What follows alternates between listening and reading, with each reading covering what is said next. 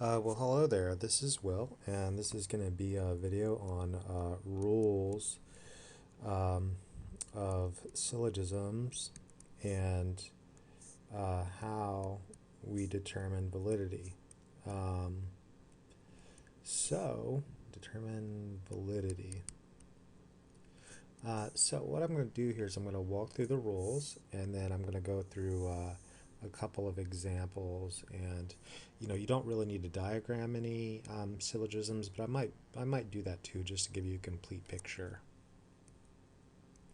Okay, so I'm going to start on page 232 of your book. So it's going to be page 232, and we're going to go to example number 2.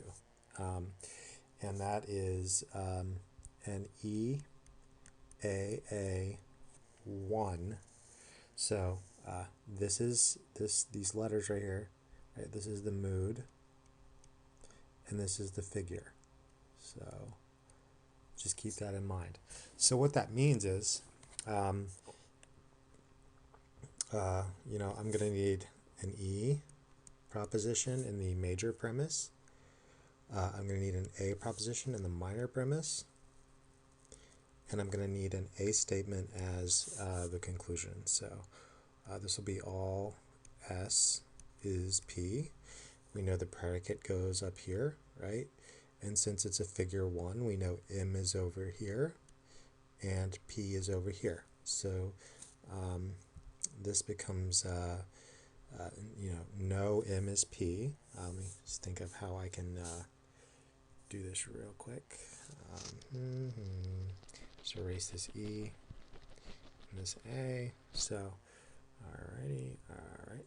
Okay, so no M is P goes there. And then on the next line, it's an A, so we know this is going to be all.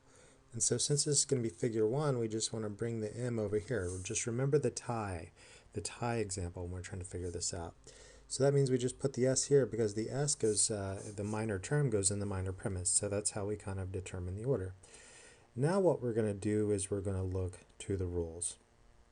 Well, I just kind of go through and ask some basic questions about the rules without necessarily just, roguely memorizing the rules, but I think that's kind of something you do have to do. I do think you have to memorize the rules. Not all of the valid syllogisms, for example, but knowing the rules would be good. So rule 1 is something like, are there only 3 terms, right? So let's just put here number 1. Okay, it's going to be 3 terms only, right? So there must be 3 terms. So well, we look here and we see in the premises, and these, so we see that there are only 3 terms in the premises, right? S, P, and M. So you see, right? So 1, 2, 3. Okay, so we just go ahead and check that. That rule is not violated. Okay, let's see here. What's rule number 2? Rule number 2 is about the middle term being distributed, right? So middle distribution. All right, so the middle term does not distribute here in the minor premise. It does not distribute here, but the middle term does distribute here because the middle term is in a place that distributes in the no proposition. So if you want, you can just refer back to the first video on how to Venn diagrams and the distribution table in there. So this rule is not violated. All right, so let's go to number 3. And rule number 3 is something like, if either term, is distributed in the conclusion, then that term must distribute in at least one premise or something like that, and or it must be distributed in the premises, and any violation will be named as the minor or the major term distribution fallacy, which we call illicit major or illicit minor. Minor and major referring to the subject and the predicate in the conclusion. So we'll look here at the conclusion, and the only thing that distributes is the S in the conclusion, right? So the S distributes in the conclusion, And the S also distributes in the minor premise. So let's just say, I'm just going to call these the illicit fallacies of minor and major, okay? And that rule is not violated. So that rule is good. So now let's go to number 4. And also, you know, these naming conventions, just use which ones are ever out of the book or what Eli gives you. Eli uses, for example, the fallacy of two negative premises, whereas the book might call it the exclusive fallacy. You can use either one, but we prefer to use the fallacy of two negative premises. Okay, so rule number 4. No standard form categorical syllogism can have two negative premises, so we'll call this the two negative premises fallacy. And let's see here. Well, we have one negative premise. Yeah, okay, we have one negative premise. That's a negative. I'd put a minus sign next to it. Maybe that's a bad idea. It describes that. So negative.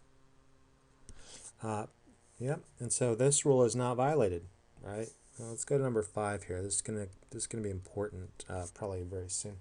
So the 5th rule is something like, if at least one premise is negative, then the conclusion must be negative. So this would be like, I'm just going to call it the negative negative conclusion, because I don't have a lot of writing space here, fallacy. And well, it looks like we've got a violation, because here the conclusion is not negative, so it's not negative, right? So by this violation of the rule, we know that it is that this syllogism is invalid. But let's keep going, because the syllogism can violate more than one rule. So number 6. So rule number 6 is it's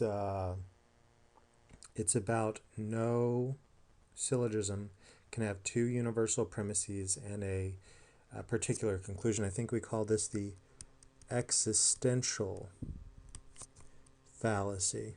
But Eli might call it something like, you can't have a particular conclusion from two universal premises fallacy, which is fine too.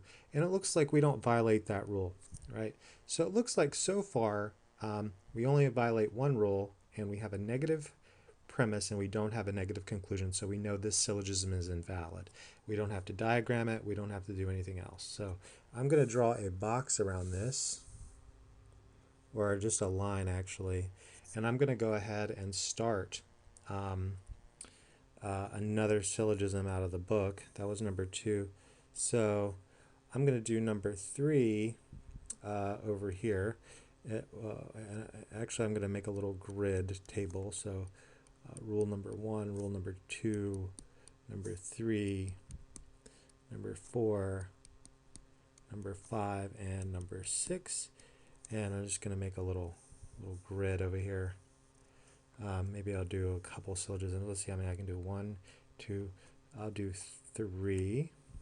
So we've already done 1, and so I'll just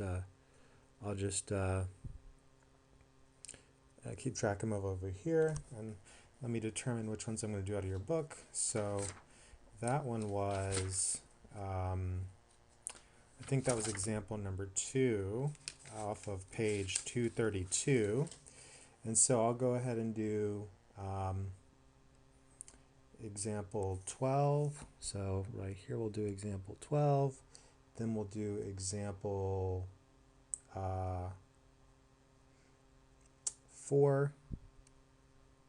Then we'll do example 7. Right? And we'll just go through these rules and try to get to them. We'll try to change color each time. Okay, so number 12, right? Number 12 is AII2.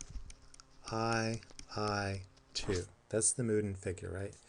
So the first thing we want to do is the conclusion. So sum S is P, right?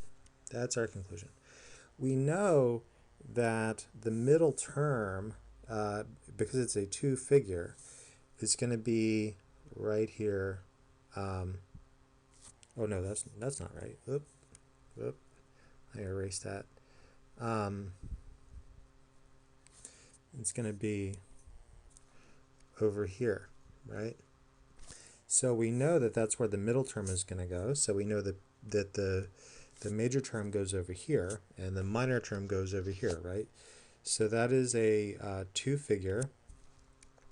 And so now we just add in the words that make those the propositions. So the first one is all, that's universal, and the next one is some. And there we have it. So looking here at our rules, one thing to note at first is that no term distributes in the conclusion because of the type of proposition it is. So the S does not distribute and the P does not distribute, so we don't even have to worry about rule number 3 right away. So I don't want to jump out of order, but let's look. Are there 3 terms used consistently? So here we have 1, that's the middle term, 2, predicate, and 3, that's the subject. So yes, we do. So rule number 1, not violated. Just go ahead and draw lines through all these so we can keep track of them. Sorry, should have done this a little bit earlier, but I was just preoccupied.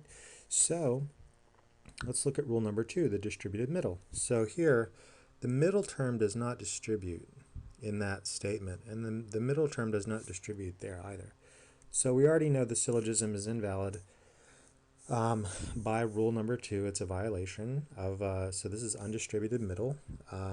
I'll just write that over here, undistributed middle.